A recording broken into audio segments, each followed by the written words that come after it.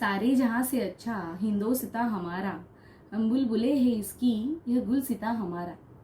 प्रजासत्ताक दिनानिमित्त तुम्हा सर्वांना खूप खूप शुभेच्छा. श्री वैभव धनावडे यांच्या जगलेल्या कविता या कविता संग्रहातील एक तिरंगा ही कविता मी आज सादर करीत आहे. एक तिरंगा तेव्हा फडकलेला, एकजुटीच्या रंगात न्हावून गेलेला.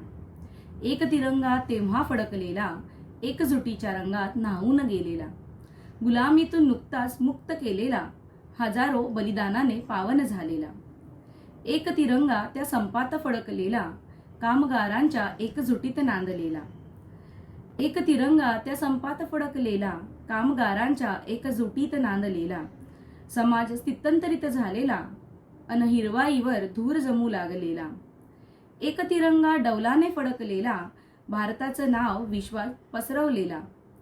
एक तिरंगा डौलाने फडकलेला, भारताचं नाव विश्वात पसरवलेला. जाती भेदभावाच्या पार गेलेला, चंद्रमंगळावर अभिमानाने रोवलेला. एक तिरंगा मुक्त फडकणारा, हरित क्रांतीचा रंग पांघरलेला. एक तिरंगा मुक्त फडकणारा, हरित क्रांतीचा रंग पांघरलेला. भारत मातेचे ऋण जपलेला, सुजलाम सुफलाम करू पाहिलेला. एक तिरंगा त्या दंगलीत फडकलेला, रक्तरंजित समाजालाही नमवलेला. एक तिरंगा त्या दंगलीत फडकलेला, रक्तरंजित समाजालाही नमवलेला. भगव्या हिरव्यात शांततेचे प्रतीक बनलेला, विभिन्न तरीही एकोप्याचा संदेश दिलेला.